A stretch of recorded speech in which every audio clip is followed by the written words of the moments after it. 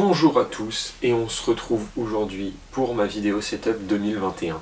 Et comme vous le savez sûrement si vous avez regardé le vlog de la semaine 17 va sûrement devenir un petit peu un vlog de la semaine 1 qui du coup, le vlog de la semaine 18 sera le vlog de la semaine 2, enfin on en parlera une autre fois mais c'est possible que ça devienne une saison 2, voilà.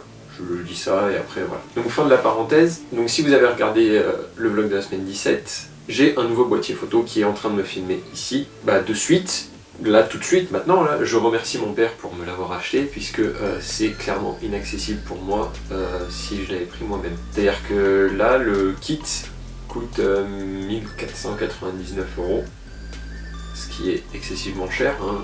C'est un très gros budget. Du coup je le remercie, hein. Je sais qu'il regardera cette vidéo, donc merci papa. Et pour en revenir au boîtier, je vous le présente mais après l'intro.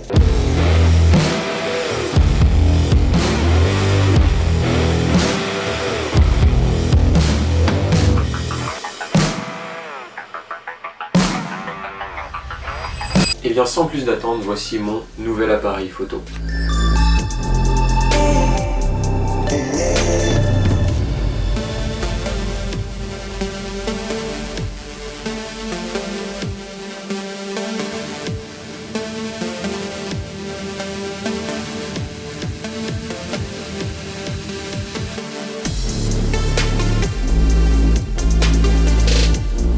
Je vous présente donc mon Canon EOS RP qui sera la grande nouveauté 2021 de la chaîne et on en parle tout de suite avec les specs. C'est un boîtier avec un capteur CMOS plein format de 26,2 millions de pixels, un processeur Digic 8 couplé à un système dual pixel qui donne un autofocus rapide et précis. Il est doté de capacités vidéo telles que la 1080p à 50 images par seconde ou la 4K à 24 images par seconde, mais aussi d'un intervallomètre pour faire des timelapses en 1080p ou en 4K. Côté objectif, je l'ai reçu en kit avec un objectif RF 24-105 f/4 7.1. C'est un bon remplacement de mon 18-55 mm qui était un EFS que j'ai reçu en kit à l'époque avec mon 700D, qui est en train de me filmer maintenant. La monture RF permet une nouvelle fonctionnalité qui est donc la bague de contrôle. Sur mon objectif, on peut soit l'activer en focus ring pour gérer le focus, soit on peut l'activer en mode de contrôle pour lequel on peut attribuer une fonction telle que les ISO, l'ouverture ou même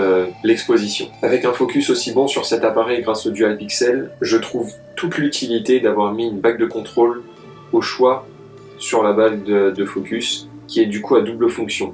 Soit on s'en sert de focus manuel, soit on s'en sert de contrôle. Et avec l'autofocus dont dispose le Canon RP, je comprends tout à fait qu'il l'ait adopté. Dans le pack, il y a aussi une batterie supplémentaire en plus de celle fournie avec l'appareil, ce qui n'est pas de trop car une batterie dure environ 4 à 5 heures d'après mes tests. Dans le pack, il était aussi fourni une carte SD de 16 Go dont je n'aurais eu aucune utilité puisque je dispose d'une 32 et d'une 64 avec une écriture beaucoup plus rapide. Maintenant, parlons un peu qualité. Côté photo, le piqué est très bon et ne fait pas trop d'aberrations chromatiques, mis à part un 24 ou 30 mm. Mais ce problème d'aberration chromatique vient plus de l'objectif que du boîtier. Le boîtier, lui, est équivalent en shutter speed à mon 700D qui va de 30 secondes jusqu'à un 4 millième. Mais la plus grosse évolution qui va me faire monter en gamme entre le 700D et ce Canon EOS RP, c'est la montée en ISO. Sur le 700D, je pouvais aller de 100 ISO à 12800. Sur le Canon EOS RP, je peux aller de 100 ISO jusqu'à 40 000. Là où le 700D était très limité en ISO, c'est que passé 1600 ISO, la qualité était vraiment très mauvaise. Le bruit était trop présent et clairement inutilisable. Sur le Canon EOS RP, la montée en ISO est propre jusqu'à presque 4000, voire 5000. Les fonctions de connexion Wi-Fi et Bluetooth sont excellentes et très pratiques avec le Wi-Fi pour obtenir un retour vidéo sur le téléphone ou une tablette. Mais personnellement très pratique, avec l'autre nouveauté de cette année, le Ronin SC. Le Ronin SC est un stabilisateur 3 axes pouvant supporter jusqu'à 2 kg, malgré son poids de 1,1 kg environ. Une des grandes nouveautés de ce stabilisateur d'après DJI, c'est le verrouillage des 3 axes qui est disponible pour le transport et pour l'équilibrage. Les fonctionnalités logicielles sont aussi au rendez-vous telles que l'Active Track, le Force Mobile et les fonctions automatisées pour faire des panoramas, des suivis de mouvements et toute autre fonction qui sont disponibles avec. Il est très réactif et les moteurs sont assez puissants pour gérer assez facilement un appareil plus un follow focus ou d'autres choses qu'on pourra rajouter sur l'appareil pour le stabiliser. Je vous laisse très vite fait avec une séquence que j'ai tournée avec le Canon EOS RP sur le Ronin SC en guise de test.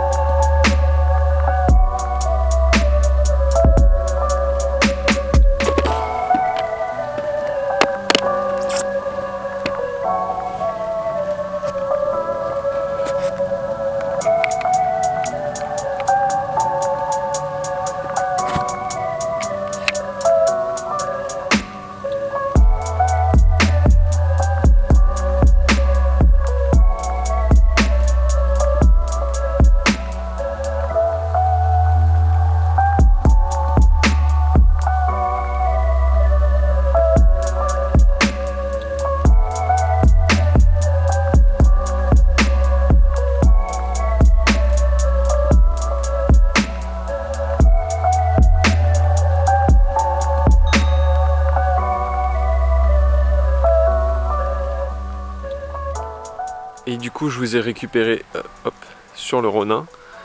Donc c'est bizarre de vlogger au Ronin, mais ça change un petit peu. Donc d'habitude j'utilise juste mon Joby, mais c'est pas le mieux dans toutes les circonstances. Donc je sais pas, à voir. Voilà. Donc je sais pas ce que ça peut donner au long terme, etc. Parce que bon, c'est quand même vachement stylé de se dire que je vlog au Ronin. Mais est-ce que c'est vraiment intéressant à ce moment-là? Je sais pas. Le Ronin c'est drôle parce que ça reste droit, peu importe si je fais de la merde là comme ça. Voilà, bon vous le voyez pas, mais genre avec ma main je fais ça quoi.